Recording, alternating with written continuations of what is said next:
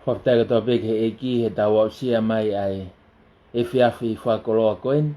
Ka whainga maari e ni ke he tau prokalama ko ia iloa ko e hōwhanga hau monu ia. Taitali lea ki mōtolu ko tō pe, si kau ngā karistiane, kau mā whoke kau ngā whanonga, kau ngā plikimi, e pe whokate ki mōtolu ko tō pe me kau tahalau tohi tapu i tō ngā. Kore peke kamata ke tau prokalamani ha tau loto. E tō mawhi ko mau whamaloa tika te koe, i e whainga maari o e aho tapu koen, ko e taha i e fitu pe ka e tapu mai a Fiona. Ko e whainga maari ke tokonaki mea aonga, maha mau ngahi lau maari.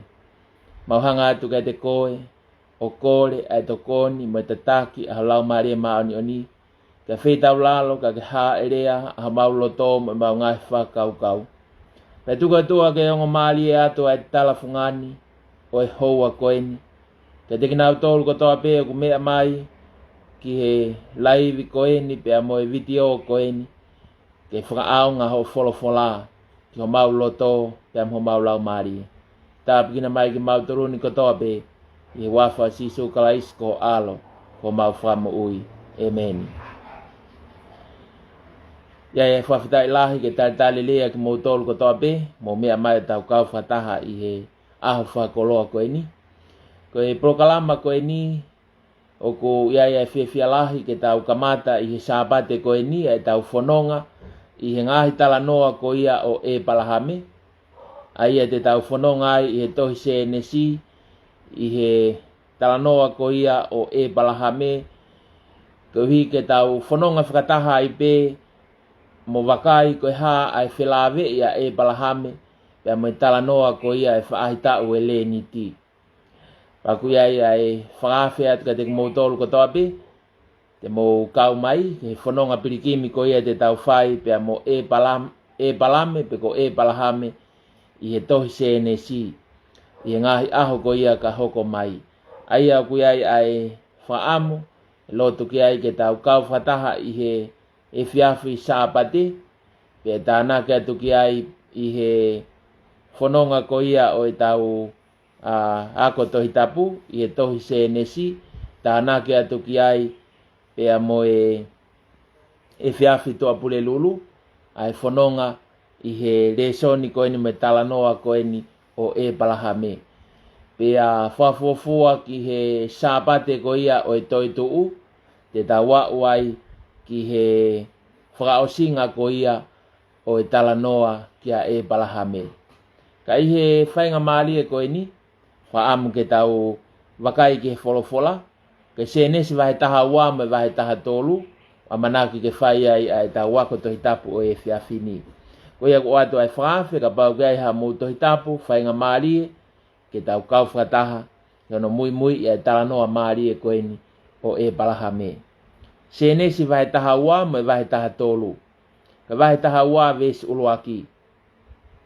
Te wholofola si hova kia e palame, o pehe, hiki koe miho whanua pe miho tupu anga, pe me whare ho tamai ke whanua te whakaha kia te koe, pe te ungahui koe koe pure anga lahi, pe te whamanu ia koe, pe te whakatau o lunga ho hingoa, pe te ke hoko koe manu ia anga, pe te ofeina aki nau tolu te nau ofeina koe, pe ko ia tene tutuku i koe, te whakamala ia, pe manu ia ia te koe, ai whahinga ko toa be o i kere kere.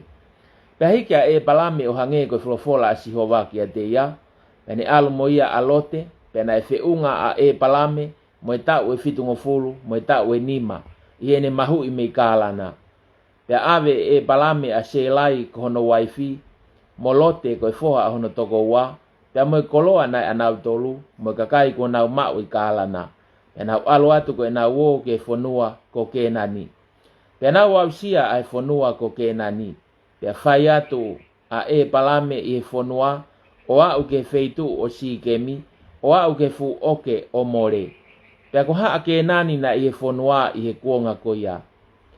Pea haa a sihova kia e palame, o ne wholofola o pehe, ko hako te atu ki ai ai whanuani.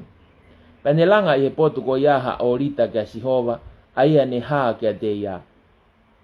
Pene hiki me iai ki mo unga na e tuu ke potu hake o Peteri, pene wholahi ai hono tēni ti, o tuu a Peteri me lulunga, pea ko ai me hake pea ne fotu he potu ko ia ha orita ke Sihova pea ne fai ai ai lotu ke wafa o Sihova pea mahu i me ai a Palame o ne hiki ai pe i he feitu ko tonga pea nai fai pea honge ai fonua pea aluhifo a Palame ki ispite ke au nofo i he potu ko ia he nai mamafa ai honge i he fonua pea i he fai pea ne fanga hu ki ispite pea ne rea ki hono waifi ko selai sini o ko ilo ko fefine hoi fua koe pea ko ia ka mamata ke te koe a kai ispite te nau pehe ko hono waifi ai fefineni pe te nau tamate iau ka ko koe te nau tuke mo ui eni ke lau ko kutua fefine koe ka utu maali e ko uhi ko koe pea hao foki e ko mo ui koe mea ia te koe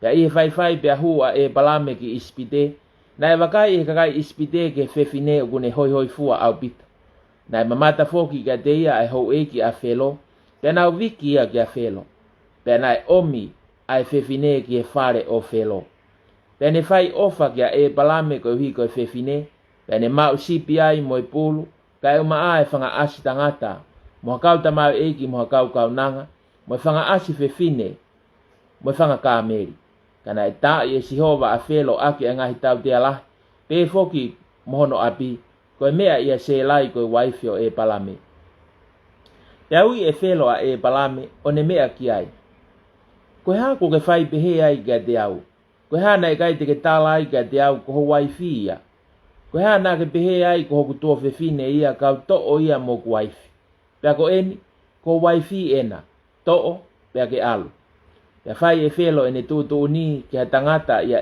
Palame pea na nau taki atu ia mohono waifi mo ene ngahi mea kotoa pe pea aluha ke a Palame me ispite ke feitu kotonga aia mohono waifi mo ene mea kotoa pe pea na e o mo ia foki alote pea na e mou au pito a Palame i he whangamanu pea i he siriwa mo e koula pea ne hiki holo me i tonga o ne au ki Peteri ki he potu na e tuu ai hono tēni ti i mua i he wahaa o Peteri mo ai ai potu na e tuu ai ai orita nene ngauhi i he kamata anga e na e whai ai e Palame ene lotu i he huafa o Sihova pea ko lote foki ai na e alu ia Palame na ane sipi ia mo pulu ia mo tēni ti ia pea na i kai utangi ki na ua e fonua ke na nofu whakataha e ko ena koloana e lahi ko ia na i kai tina lava ke nofu whakataha pea na e whai pea ke e kautau himanu a Palame me kautau himanu a lote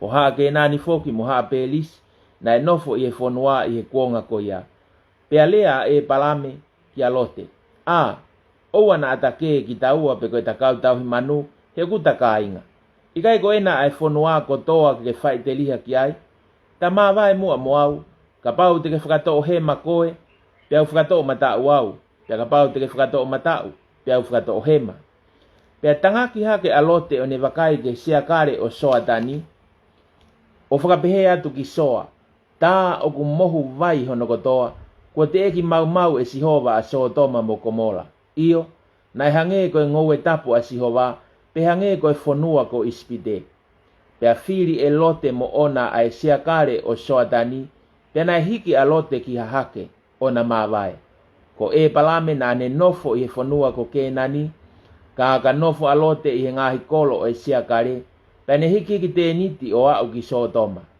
ka koe kakai Sodoma koe whahinga na e kovi mo whaiang hala au pito kia Sihova pea wholofola Sihova kia Palame hiri ai mahu i a lote mea te ia sini tangaki hake o sio me poto kuke iai ki e toke lau mo e tonga mo e hahake mo hifo he koe fonua kotoa au ke sio ki ai te atu mo ou pea mo hako ta ngata na te ngauhi ho hako ke hange koe efu o e fonua iyo ka toki lava e hataha ke lau ai efu e fonua pe toki malau ho hako foki tuu pea fori ai fonua a hono loloa mo hono mau kupu he te atu ia mo ou pea hiki ki te niti ai Palame o ne hau o nofo i ulu oke o mamiri aia o i hepeloni o ne langa aiha o rita kia Sihova amen ke tau loto e ki lau maari tuku mua ke hoko lea hok mutuni mai whakalau lau loto ho mau loto ke maari ia ai afiona Pe ka whi tau lalo mua e a Fiona o ke ta tālange ai ngahi misteri pe me ngahi ilololoto o i konga tohini mo i potfolofolani. Ke hoko ia ko hamea ke mau wako mo ui ai i hoa ko ini. Ka pusa setani, vai tata ai network aka e mai atmosphere e potu ku mau iai ke ua na hofi he te volo mo i whiri. Ka lava ke aluato malo hi here ta whatou mata ho folofola ke ne mai o iai loto mo i whakau kau kotoa pe. I wafa e tamai pe mo i alo, mo i lau maari e maani oni. Amen. Kwa whitai lahi ke e ki ko hi ko e whainga maali e ko ia o e fiaf ko ini. Hange ko ia ko lave ke ai he kamata anga o e tau polo kalama. Tau kamata ini ai tau series i he talanoa ko ini o e palahame. Pea kia e whaamu ke tau whanonga. Whakataha mo e palahame i whaahita o e leniti. Pea ke tau wakai ai ki he whelave i ko ia e palahame pe ko e palame. Pea mo i talanoa ko ia o i pekia pea mo i toi tuu. Ai te tau whanonga i pe mo i tau wako toi tapu ko ini. O au ki he sāpate pāme. Te tau sāpate pāme pe pea me ia e palahame. Pea pe he foki ki he tau pekia me ia e palahame. Pea tau wawai pe ki he toi tuu. I hono whakawhelawei ki he talanoa ko ia o i tohi. Senesi o e palahame. Koe whiawhini whaam ke kamata e konga uluaki. Pea koe hingoa ko ia whakaweinga aki e tau wako toi tapu o e whiawhini. Koe whanonga pirikimi o e tui. Koe whanonga pirikimi o e tui. Ko tui koe talanoa koe ni ka e palahame pe ko e palame. Lahi pea e tautou whanongoa e ki tau tolu i lau te whakasāpate ka e umaai ai ngahi maunga keresi ai ngahi talanoa koe kia e palahame. Ko tui koe mea lahi koe ilo ai e ki tau tolu mo e toko lahia e palahame. Ko e palahame koe tamai e kakai tui. Tau ilo e palahame na ne mau foha. Ka kuone motua. Na ne whanau i ahono foha i hono tau te au. Tau ilo foka e palahame ko ia na e whekau he o tua ke wheilau lau i hono foha ko aisake. Pea whaangata pe ai ai tau ilo. A whaamu ai ako tohi tapu koe ni e ho whangahau monu ia. Ke tau whanonga i he ngahi pesi ko ia o e tohi senesi. Ke tau toe foki o toe whakaloloto i he mo ui ko ia a e palahame. Pea mo ene whelawe i ko ia mo e whaahitau o e leniti. Ka ihe e whiawhini whaamu ke tau whamamafa ke wahe taha ua mo e wahe taha tolu. Whatonga iango i pui tu a peki he tohi senesi. Ko e tohi senesi ko e raki ia o e ni maipuka ko ia a Mosese. Lau kamata pe a e tohi senesi ko e kamata anga. Ko e kamata anga o mamani o kuma o pe he tohi senesi. Kamata anga e civilize o i he tohi senesi. Kamata anga e nofo family o i he tohi senesi. Kamata anga ko ia o e mea kotoa pe o kuma u kotoa pe ia i he tohi senesi. E whatua nga i e kamata ko ia o e tohi senesi.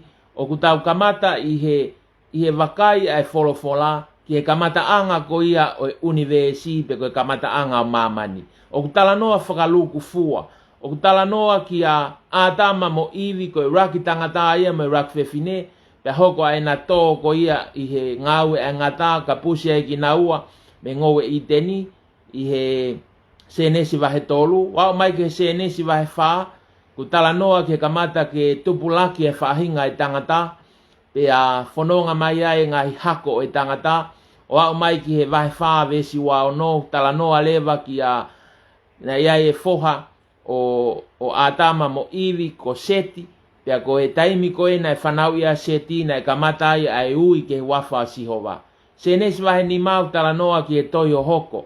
Ko e toyo hoko ia mea atama o au mai ki a noa.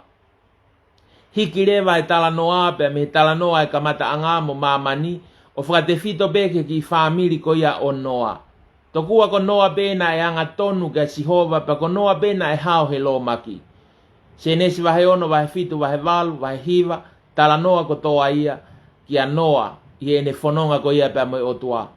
Au mai ko ia ki he senesi vahe hono hongo fulu me vahe taha tala noa ia ki he kamata ke tupule kina ai hako ko ia o noa mono vahe atu ai haa semi haa hami me haa sefeti i funga o fonoa me funga mamani. Pero tonga ko ne tala noa ko ia ku kamata leva ke langa he whahinga ia tangata ai taua peperi. Ko tau mua ke nau whawhepaki ke o tua. Ko tau mua ke poto pe tangata ia te ia ua te kaua e o tua. Te ke ia upito e o tua e ki tua. Mo tau tea. Te ke ia upito e o tua e ki tua mo ne hanga o mai e lo maki. Ko whahinga whakau ia na ia e whahinga e tangata. Oku revenge. Oku ia e whakau e loto lahi, loto lili, ke whakawhetau, ke anga tuu ke o tua. Ka naulanga e taua peperi mo mea e tala noa, veuki ki nau tolu e sihova. Ka koe foi veuki ko ia mo foi au ke tuunga ko ia kuo tupulake anga halape hange koe ke to ia hato e amanaki ia ki he mamani. Hoko le vai e tala noa ko eni, o e vahe taha ua, hono ui he o tua, ai tangata he pelu ko e palame.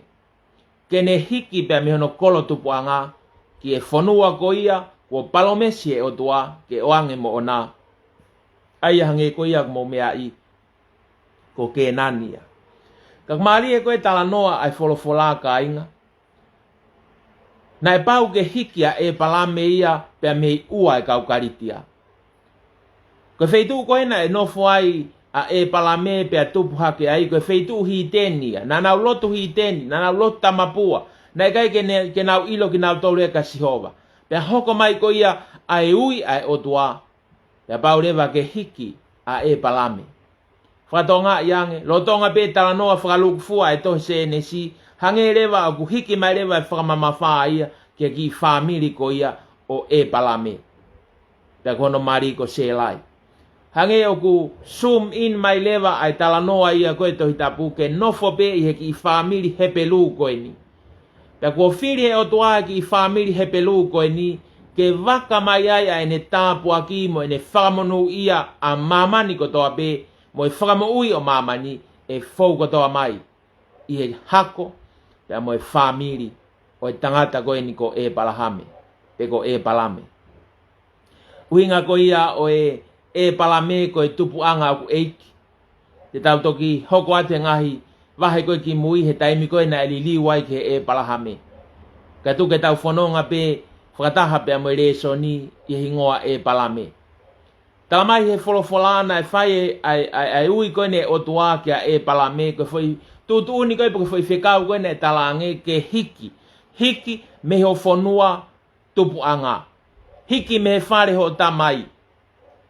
Whatoanga iange koe koe whanonga koe pirikimi whakalistiane ko pau ke tau mawahe tau tolu ia. Pea mei he api ko ia o tau ia i pe koe tau hiki me whainga mo ui ko ia na tau tupu hake ai. Ke tau mawahe me anga hala, tau mawahe me aitori. Hena e ui he o tua e palame ke hiki mai pea mei ua kaukaritia. Ka inga koe ka mea whaingo fua ia. Ke te hiki mea mea ko anga ke e te mo ui.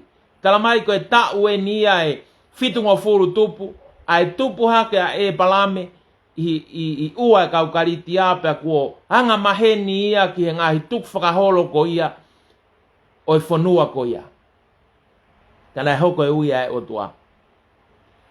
Pako whaambeo ke tau whakatoa ngai. Ka pau he kai ke tau hiki tau tolu ia. Me mo ui motu ake mo ui fo ou ke tau hiki. Me ulungaanga koe o tau iai ke toonga mo ui fo ou. Te tau iku mate ai pe tau tolu he tūkunga koe o tau iai.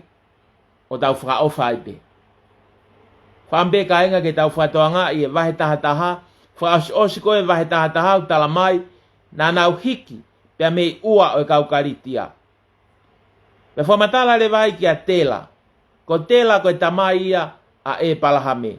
Pe ko e palame. Tala mai ko tela ia, na nau hiki mai pepe koe nau wau mai pe koe ki kālana, pea nofo ia i kālana. Pea ne mate ai pe i kālana. Te kai ke a ua tela ia ke whanua e tala o wha. Nau kei whanonga mai koe ke mawahe mai mei ua kaukaritia, nofo a tela i kālana. Tala mai he wholofola. Pea koe hi koe nofo ai a tela, pe kia e pea te laia i kālana. Ka inga. Ka pau he kai ke tau talangofua ke he ui ai o toa ke tau whetukutuku me angahala whetukutuku me aitori. Koe mea bea hoko. Te tau mate pe ki tau tolu i he funga o aitori. Tau mate pe ki tau tolu i he koloa mo e paanga mo e maari o mamani whakaofa e ka ko tau lau maari. Ta whawheta i koe hiko e palame. Na ne whakaongo ke le o e otua. Whai mai e ui e otua ke e palame ke hiki. Pea me hono whanua tupuanga. Pea koe mea koe na e whapapau i aki, pea koe karentoa aki. A hiki koe ni a e palame koe talangi he otua. Te ungahui koe koe pure angalahi, te whakamonu ia koe, te whakatau olungahui ngoa, te ke hoko koe monu ia anga. Na e omi he otua ia e palo mesi, mo e fo i tāpu aki, kia e palahame, pea mohono hako. Kei teimi tatau, neongo e o mai o e tāpu aki, na iai pe, ai mea na e pau ke whakakato, iai pe condition ai o tua kia e palame, na e pau ke hiki ia. Kei ke whia mai o tua ke nofo he aitori, pau ke hiki, ke ri ake aitori kai hiki mai, ki e whanua ko ia, ko ui ki ai he o tua ene mo ui. Ka inga, tala mai he tala noa he whiawhini pia hikia e palame o hange koe wholofola a Sihova kia te ia. Ka inga, koe whanonga pirikimi o e tui kua pau ke whai he tala ngofua. Koe mea ena hikia ia e palame, koe ne tala ngofua. He na ne tui, ki he whekau ko ia mo palomesi na oangi kia te ia he otua. Pea whamatala mai lewa he toi se ne si e angai o e hiki koea e palame pa ko tui ka inga mau inga ke tau sio ke whaunga koe ha ai strategy a e palame ke ene hiki. Pe koe ne whaunga o ene hiki. Tala mai pea ne alu mo ia alote. Na e whaunga e palame me tau e whitunga fulu me tau e nima he ne mahui me kālana. Pea ave e palame a se lai kono waifi mo lote koe whoha ono toko ua. Pea moe koloa na anau tolu moe kakai ko nau mau i kālana. Pea nau aluatu ko e nau o ke whanua ko ke nani. Pea nau au sia ai whanua ko ke nani.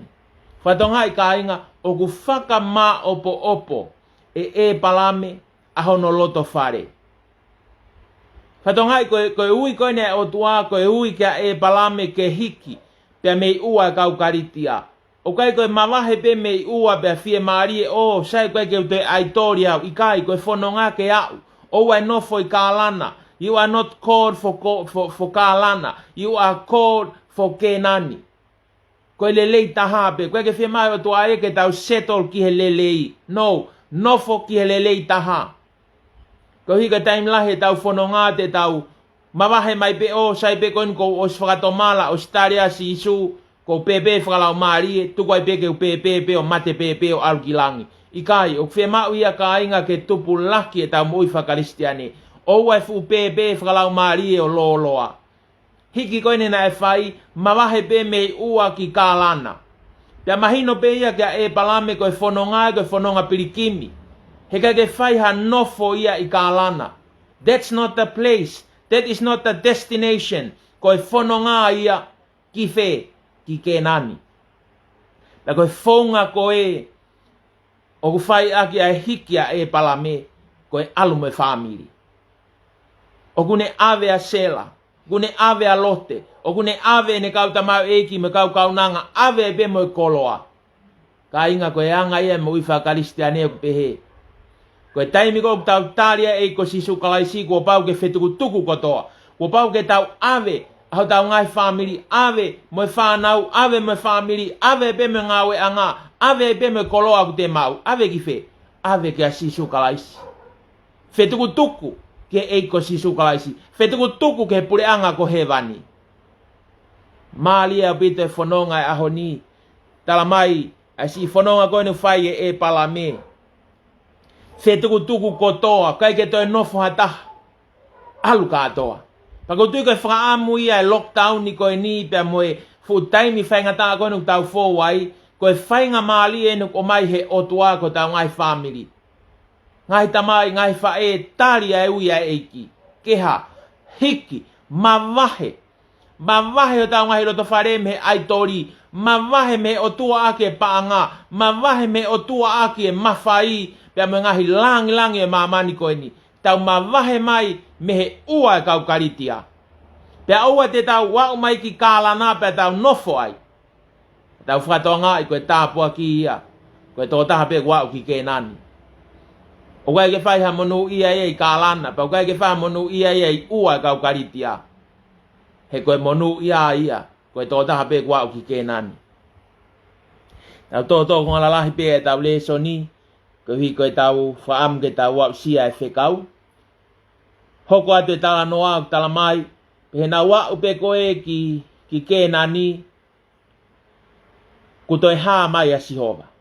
Pea haa a Sihova kia e palame o ne folofola o pehe, ko hako te atu kia ai fonuani. Ya ne langa i he potu ko iaha orita kia Sihova, ai ne haa kia te ia. Whatonga i ka inga, kamata ke mahino kia e palame, ai uhi ngā mo e tau mua. Ta koe mea ia li aki a ua e kau karitia, li aki atu mo e aitori, li aki mo e mo uhi motua. He koe o tua ia koe ni koe ne palomesi mai ai tofi a. Koe tofi a koe ku palomesi mai ia e palame ko ke nania. Ta koe haa mea ku rakilanga e palame. Kai ke langa e palame ha ne business. Pete ne whakotu e ia hano maka whakamanatu. Raki mea pe ku whai e palame i he kere o ke nani tala mai koe ne langa ai o rita ga Sihova. Koe kakai ai o tua ko pehe. O koe kai ke whakamoreki ho nau taimi o nau tolu i he langa whakamaterie. He langa mea lere mo langa whare mo langa koloa. Koe hui he osibe mo uia koe ni. Ka ku nau langa mea aonga. Nau langa e o rita ga Sihova. Fefe nai ki tau tolu e aho koe ni. Ko ke langa nai ha o rita ga Sihova. I he mo ui holoto whare pia mo family. Ka palo pare maa ia tau whianga ngai pe mo ia. Mo mea pe ki ai ke ongo. Palo pare maa ngai family. Palo pare maa ngai loto whare. Palo pare maa Ukraine mo Lucia. Palo pare maa pe mo Tonga. Na tau whakaukau tau tolu ko Lucia mo Ukraine o whakairi fia e tau. Lotonga tau pe a tongani whakalau maari e. Tau a setane mo sātai he ngahi loto whare. Tau fusi e te volo mo sisu he tautupu he aho koeni. Ka whia mau, whai mo whakotu e orita. Tala mai he wholofola, ne whakotu e orita he potu ko ia ka Sihova. Pea ne whai ai lotu ki e huafa o Sihova. Mau inga ia e palame, i e huafa o Sihova. Pea ne lotu ki ai. Tala mai. Ya mahu i me ia e palame. O ne hiki ai pe ki e feitu kotonga. Whatonga iange ko hau mai ia e palame ia ki e whanua ko ke nani. O hiki takai holo ai pe i ke nani i loto pe i he tala ofa e otua. Vesongo fulu ke vesi wanoa. Osi eni e hiki mai pe a mei ua kau karitia mo e hau mei kālana pe tau pehe. Monu ia e palame. He kua whaka monu ia he otua. Ko otua pena ni talangia e palame e monu ia. Au mai peko ke vesongo fulu talamai folofola. Pea na e whai pea honge ai whonua. Kainga.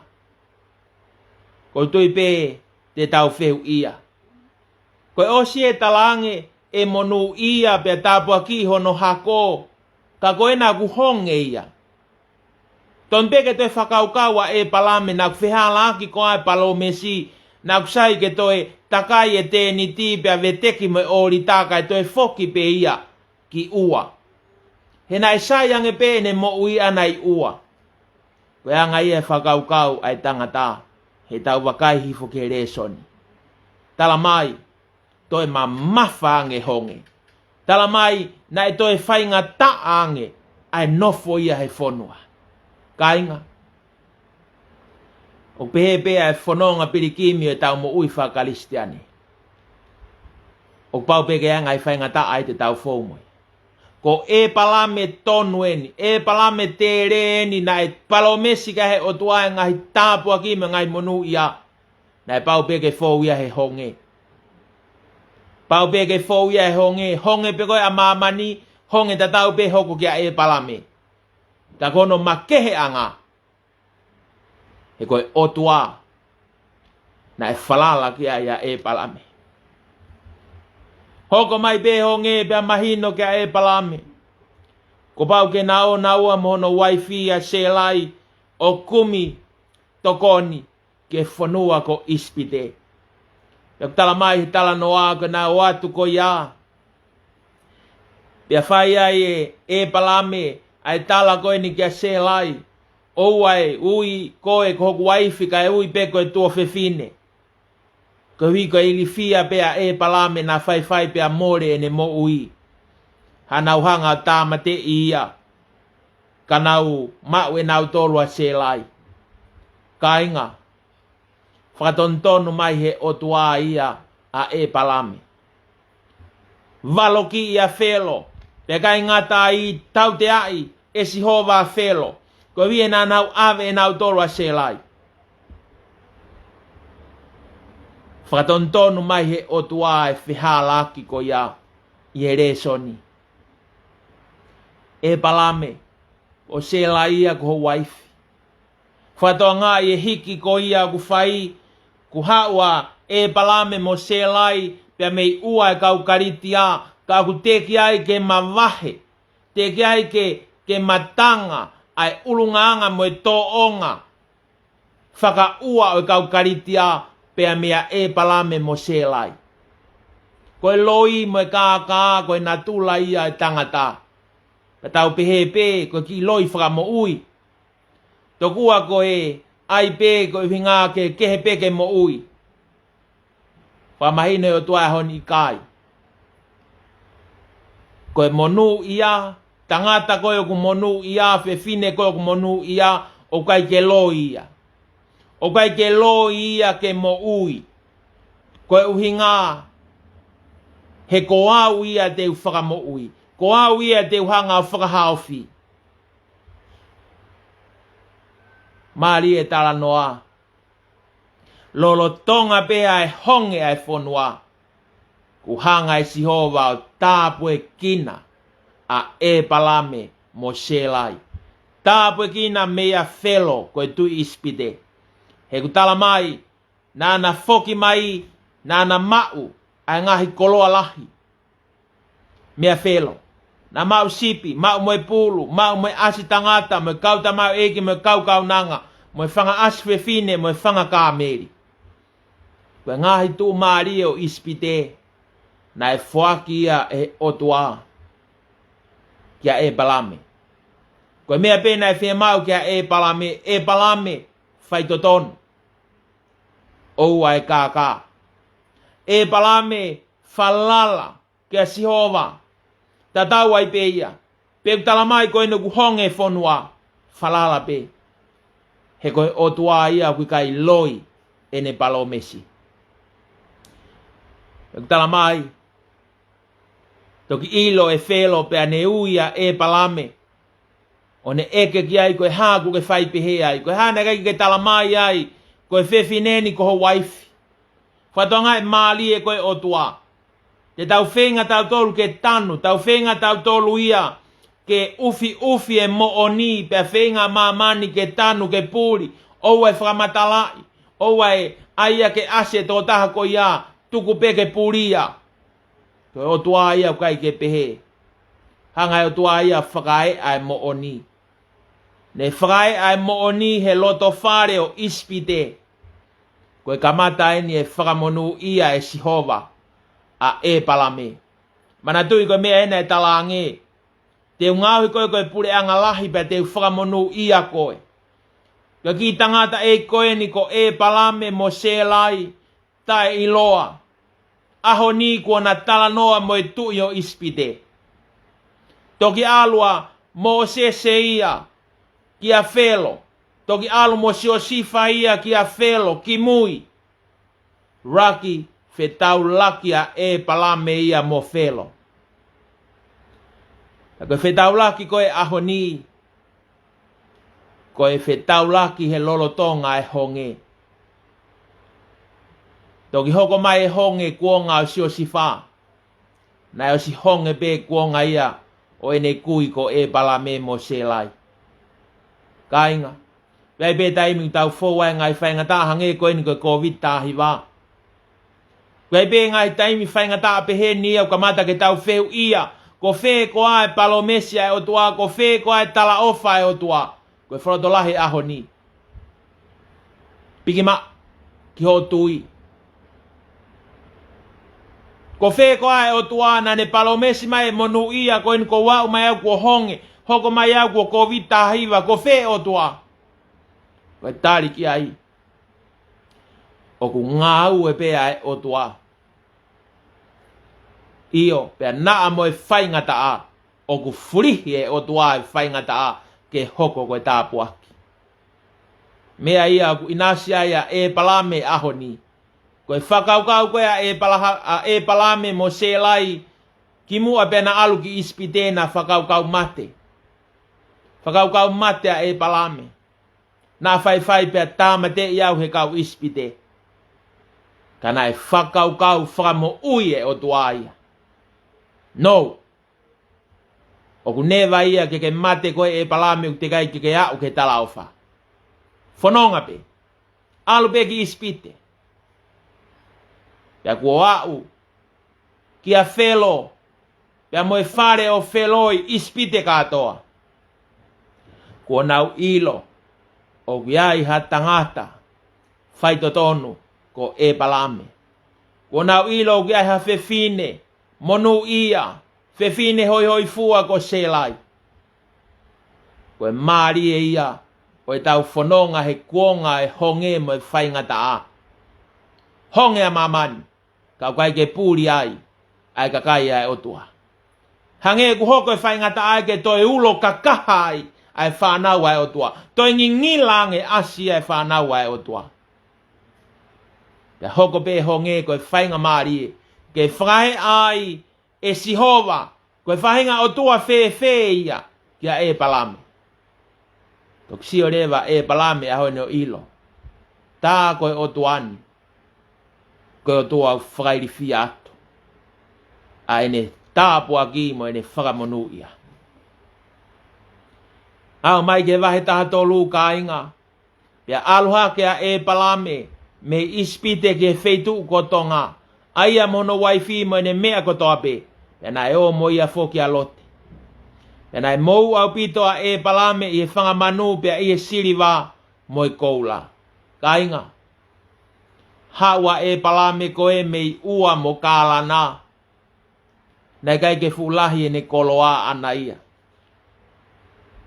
Malo pe na ai pe ne koloa as pe na o mai e family na pe mo whangamanu ia e palame.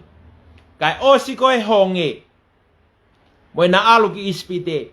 Toi tu maali ange, toi whakau tu utu ange. Ai tupure kina. Prosperity o e palame.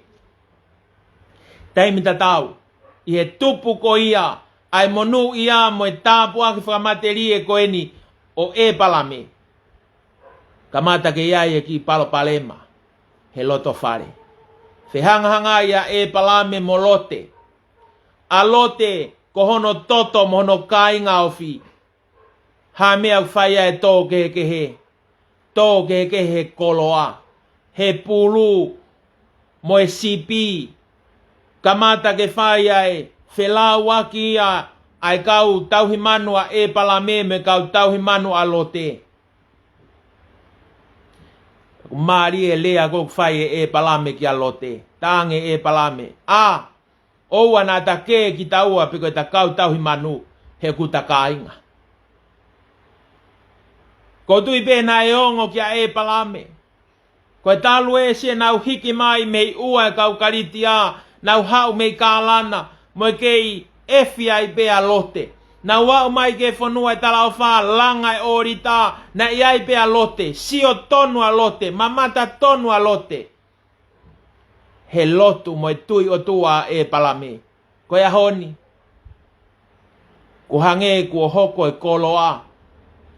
Ko mea ia ke ne whakamā vai. Ai tamai ko eni ko e palame. Pea mo e foha hono togo ua ko lote. Kana hange pe ha foha. Kia e palame. Kainga. Pea pe taim lahi. Mau e ngai whamiri ko hiko e koloa. Hanga he paanga. Mo e koloa whakamaterie. Mo e ngatu, mo e fihu o mau e ngai whamiri. Ke ngai whamiri lahi. Ke he ha. Ke he paanga. Ke he api pe ko hai tene mau. Ke he koloa ai tamai mo e whae. Kai ke ngatai ko e ke he mawhai. Tau pao ai ngai whamiri lahi. Mari e ko e tala no ani. E mahino ka e palame. Neo ngono whaingata ke tukuange a lote.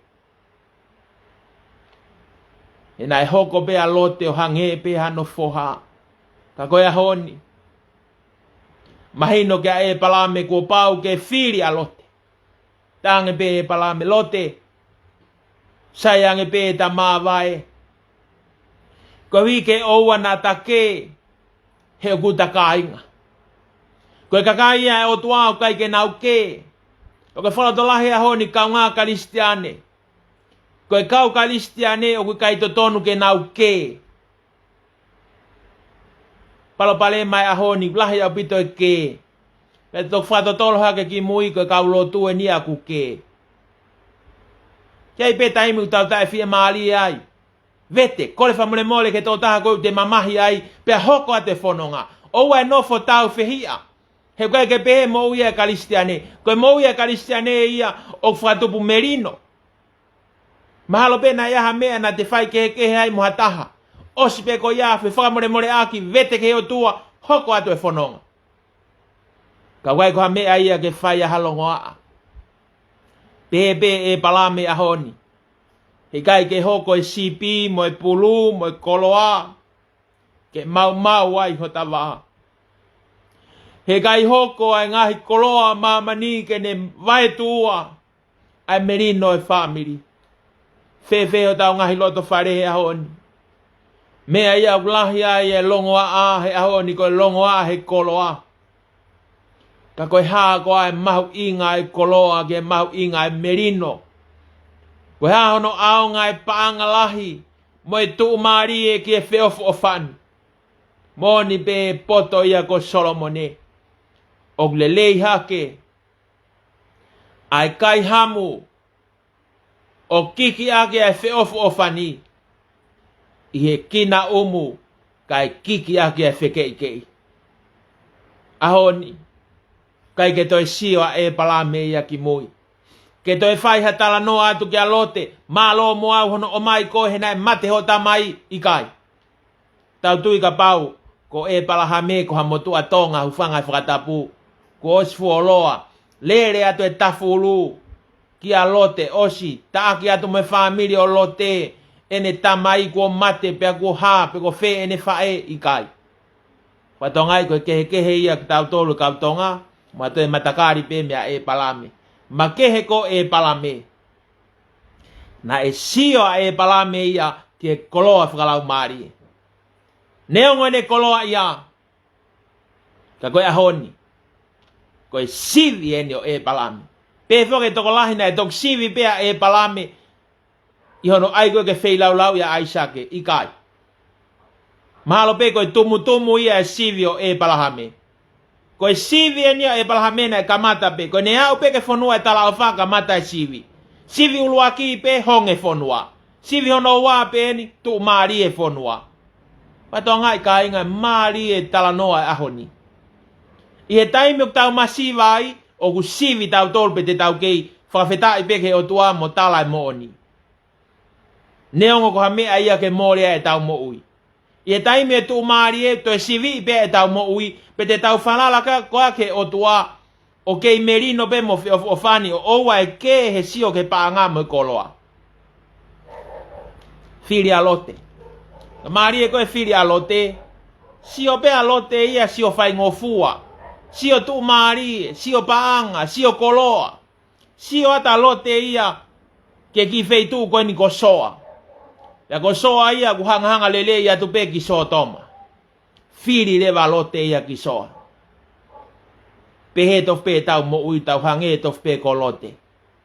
Tau sio fai ngofua. Tau sio pe tau tol ka mea te tau tu Marie ai. Sio tau tol ka mea te tau sai ai pe tau ngari poto ai. Te whatoa ngai koe palo pare mai fo i sio ko ia koe sio whakamaterie. Koe wheu i. Koe tau sio koe palo mese ai o tua. Pe koe anga pe ia e tau whakaukau. Fili. Fili foke e lo te ia soa. Fo i tawhaakia koe au talamai ko hangeha ngou e tapu. Ai whaka o fofa.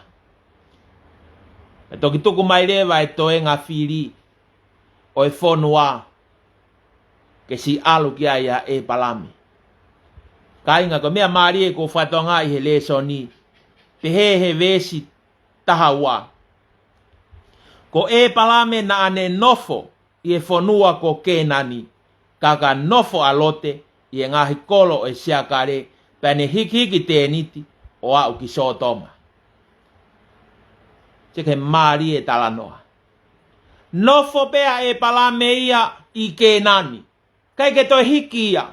Ko hiko silo e palame ia ko e whonua eni. Pea neongo pe ku pakuka, neongo pe ku toafa, neongo pe ku kai ke iaiha a kau ia pe hange ku whaka ofa. Ka koe feitu ueni. This is the promised land. This is the promised land.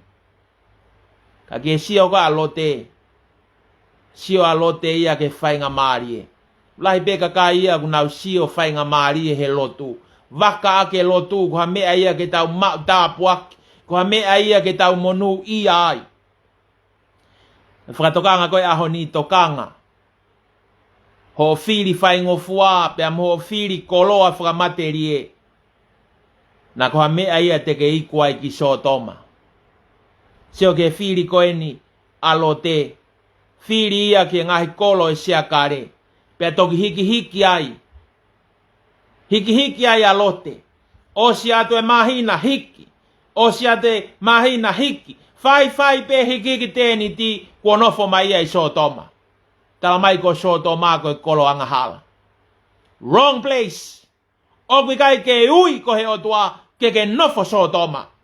O ku ui koe ke nofo ke nani. Mahino ia kia e palame. Pepe e palame. This is my territory. Ko ano hinga. Ko e feitu en ko maka i he otua. Nofo ai. Peneongo pe whaingata ai hiki takai holo i loto ke nani. Ka koe feitu uia nai palomese otua. Stay on the promise. Don't leave the promise of God. Ka inga. Kai keri ake si hova ia e palame.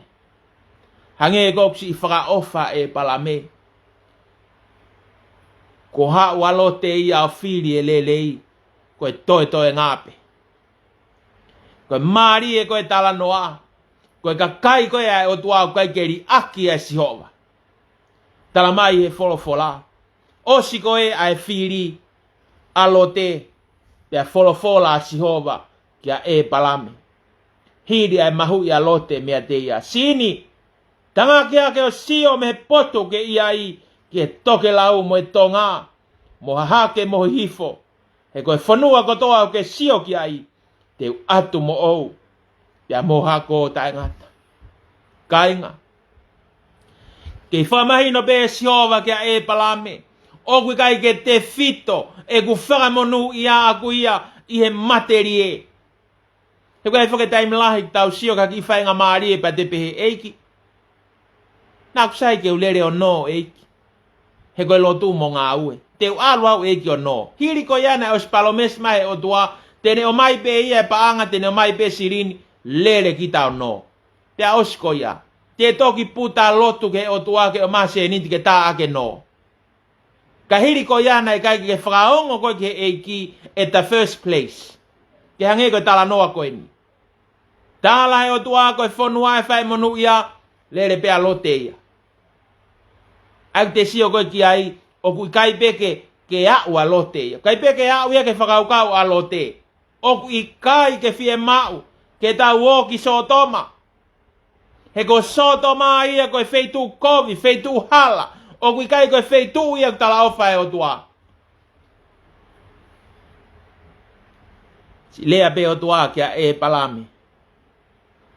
Tonu pe e palame. Neongo pe o ke sio ko fei avare konga kona o ke nofo ai. Ka ko ia pe. Tonu pe. Ka ke tangaki ho matao sio. Sio me poto ke iai ke toke lau mo tonga mo hake mo hifo. Koe lea e whakamanaki. Tanghe o tua. Koe feitu ia koe ni. Te watu ia e au. Mo ou pia mo hako. Be rewa e ve staffi tu. Tu pia foria e fonua. Hono loloa hono mau kupu. He te watu ia mo ou. Kainga. O ku tāpu aki pia monu ia ange talangofua ki he o tua. I he te whenga pia ata ki halelei ke te au sia. Ka kui kai koe whina ngalo ia e o tua. Ke he toko lahi. Nau loa tua kore ke o tua ke mai hapaanga. Kore ke o tua ke mas skolasipi, maha whainga maarie. Pia mao e whainga maarie, pia alu ia ai. O he. Kai ngalo e o tua. Tāne nei ke kore ai tangata poto he tohi palovepi. O mi peo wheu ngā. Oua na ai ke ufu masiva. Na whai peo kai haa. Peo talaka e hua whai awhiona. Pea oua na o mai ke ufu tu maari e na whai ange. Ko pore pea afungi e mo ui o hiki mea te koe. O mi peo wheu ngā. Koe a honi. Whekau maari e whaika e palame tu o fori takai. Tu pe ko lue takai pe koe ke nani. He koe whonua pe nai. Pe koe potu ko toa pe o ku ke lue ki ai. Pea tu ai ho top vai. Whakamonu i ai. Ko si ho vai he aho koe ni. Pe pe whakamau opo koe vahe taha tolu. Pea hiki te niti ai e palame, o ne hau o nofo i e ulu oke o mamiri, aia o kui hepeloni, o ne langa ai ha o rita ke sihova. Whatonga e mo uia e palame, mea kotoa peko e lotu. Fie lau ai hoko a e palame koe tamai e kakai tui, he koe tangata ia na e mo ui lotu. Mawahe mai pe koe mei ua kaukaritia hau mai ki ke nani fotu o rita lotu. Osi pe koe ai honge me ngai whaingata a lotu. Osi pe koe ni ai whaingata a koe ni o whekuki mo lote mo kau se wani tie hange e longoa pe mau e whamiri lotu. Koe mo uia e karistianek mo ui lotu. Ako whawheta ia ke e ki ka inga. Na ia e whai ako. Ie mo ui whakalau maari e. Koe whae kua ne pekia ko sauri loa ni mei tolu. Tā mai sauri loa peni. Koe lotu o kilu tu o mano. Koe whai whekau ia. Ke fie whai whekau, lau e tohi tapu ke osi. Ke fie whai whekau, lotu ke lahi. Lotu mau pe. Mānawa pe lotu. Whawheta. Ahoni. Ko ilo mea na elea kia e whai ako whalau maari. Tā koe mo ia ke lotu. Oua e nofo whawhalala he poto whakaata mai tokua te whakaukau i pe e au. Moni pe ia koe poto o mai he o tua. Kaukai uhinga o mai he poto koe o tua ke tau fie poto ai ke o tua. Koe o mai he poto me o tua ke tau poto he ilo ke finangalo e o tua. Mo i lotu. Mea pe ia na ne puke. A e palame i e palomesia e o tua koe lotu. Mau i lotu. Falala ke o tua. Kainga. Fefe ki tau toro e honi. Ko tui pe koe ngai palomesia e o tua. Ko tau ngai loto whare. Ka koe pe ngai aho ia ku honge. Ye be ngai aho tau fou mai he honge. Ho tau ngahi loto whare. Koe whanotolahi koe aho ni. Piki ma. Whanotolahi aho ni tū mau. Ia sihova. Oua nā ke hiki. Neongo e honge. Neongo e whaingata a. Piki pe. Hold on in your faith. Ia monia e ki hiva ko ia. Ki kaunanga koe ni ko tae kami. Whapapalahi ki ono whamiri me kai ngā. Koe ne ki hiva. Walk on, walk strong. Monia tae. Taimina e whaingata ia ai. I he tofanga i he mahaki koe ni. Nā ne tofanga ai. Ke hiva mai pe ki kaunanga.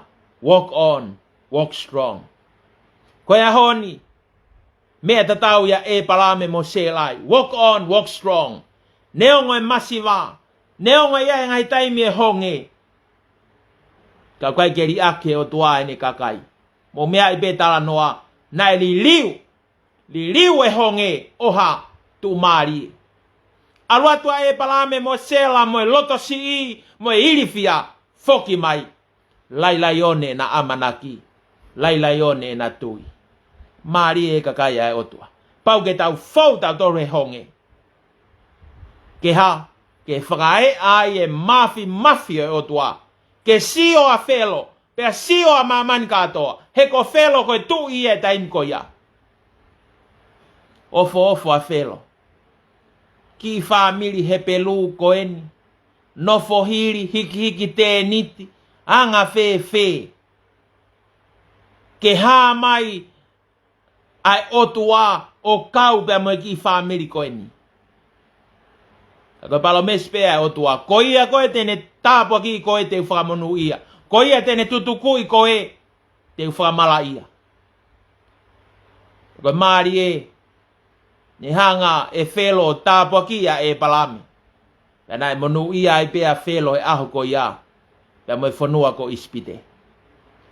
Taimi a e honge. Fe vai taimi koe o e tu mari e.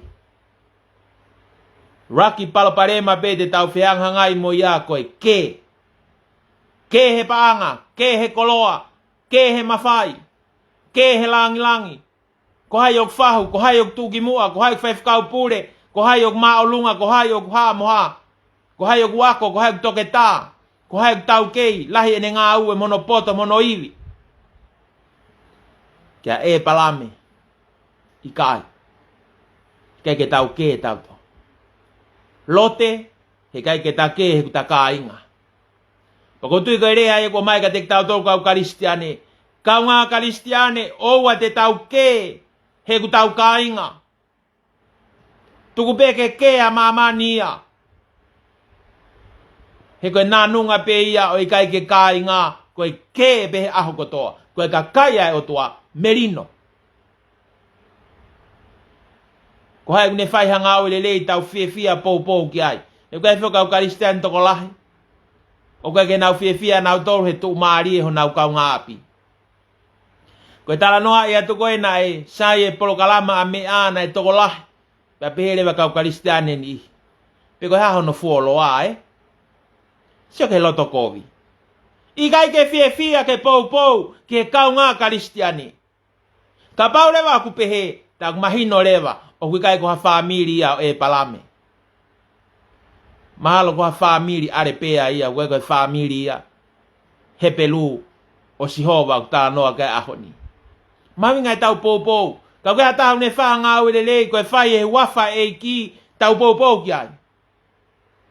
He koe taimi koe e whakamo ia halau maari i e ministry ko ia tau fia ai. Koe tau ilo. Koe whakamo mai ke famili lahi o tua. Whamā opo e whekau e aho ni. Koe whanonga pirikimia, koe whanonga whaingata. He kui kai ke iaha taimia e fie maaria i e tangata mo e whewhine pirikimi. He koe mea koe kui e whakau mo e loto mo e lau maarie o e tangata mo e whewhine pirikimi. Ke au e ne whanonga. Ki e wheitu u koe o whaikia e ne whanonga. Ahoni. Kua ua e palaha me ke whanua e tala o wha. Pea tau pehe.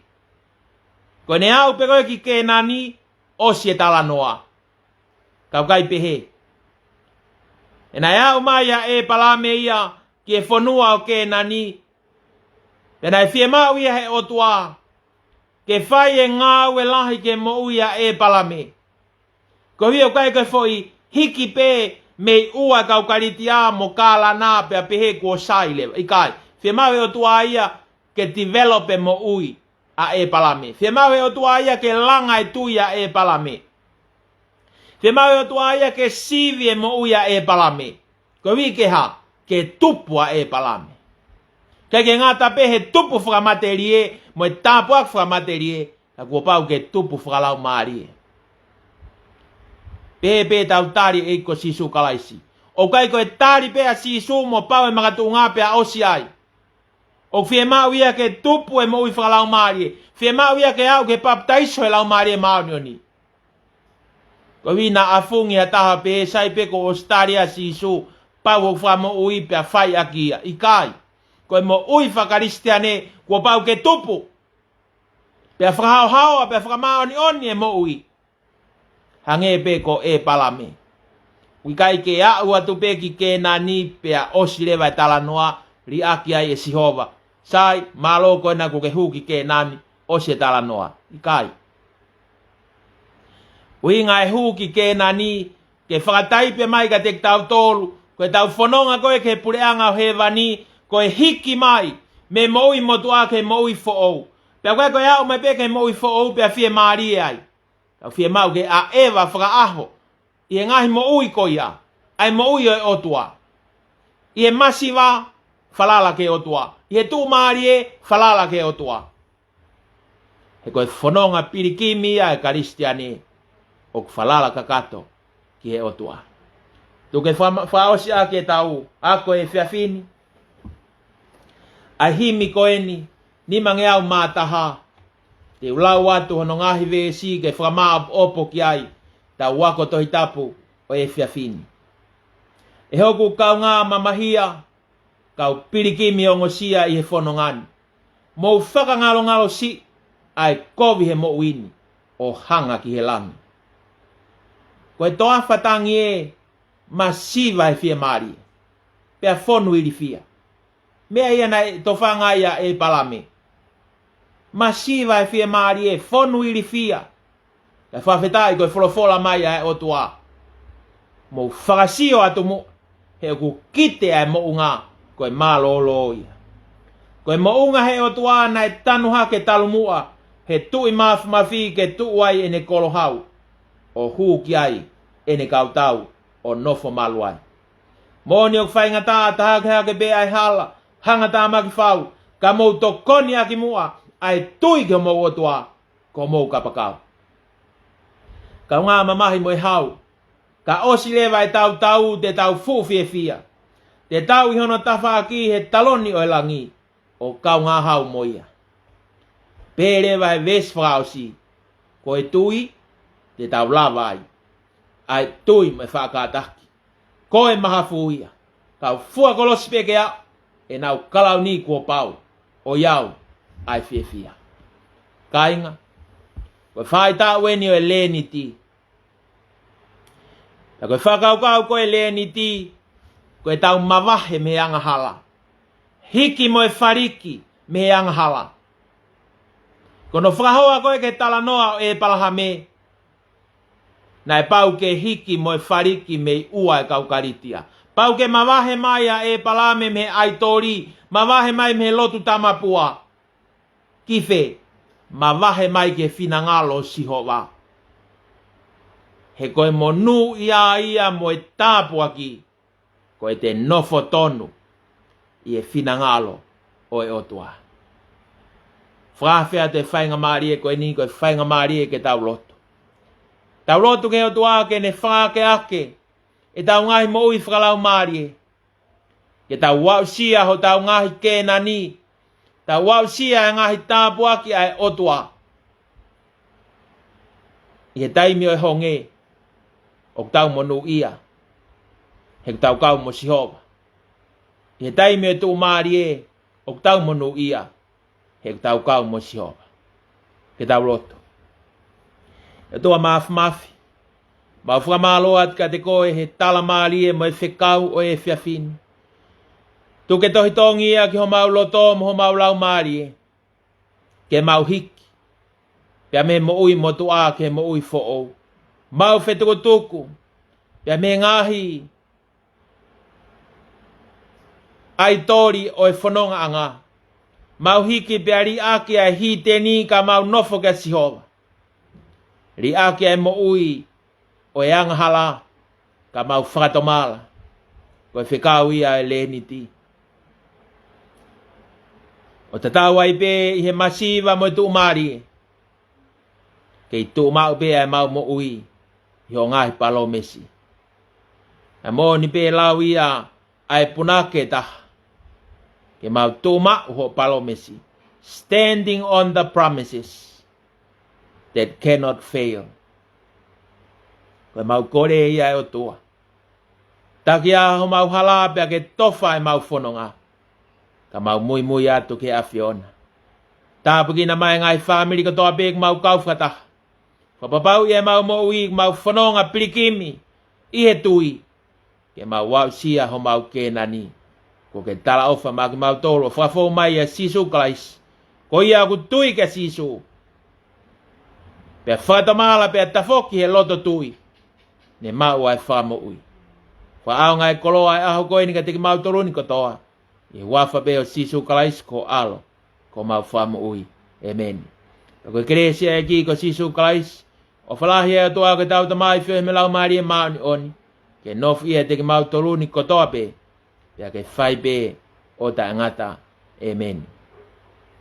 Whawhetai ke eki. O ke ai whamalo lahi atu ka teki mau tolu kotoa pe. Ku mau mea mai. Tau kau whataha e polo kalama koe ni ho whangahau monu ia. Tau polo kalama ho whangahau monu ia. E te whahoko atu pe ia i he e whiawhi tua pule lulu. I he taimi fitu. I whaamu ko ia ke tau whanonga i he tohi senesi. Me tala noa ko ia o e palame. Ko tau i kona e wahe taha ua me wahe taha tolu o senesi. Te tau hoko atu lewa ke wahe taha whaa i he toa pule lulu. Ia koe sāpate tau hoko atu ai pe i he ngahi tala noa ko eni o e palame. Whamalo atu mo mea mai. Tala monua ki ngai loto whare katoa pe. Tawangi o tua maaf. Kene tāpukina ki tau tolu. I whanonga anga o e ko eni ki e kaha una. Malo apita mo mea mai, ka mo mea to awhatu.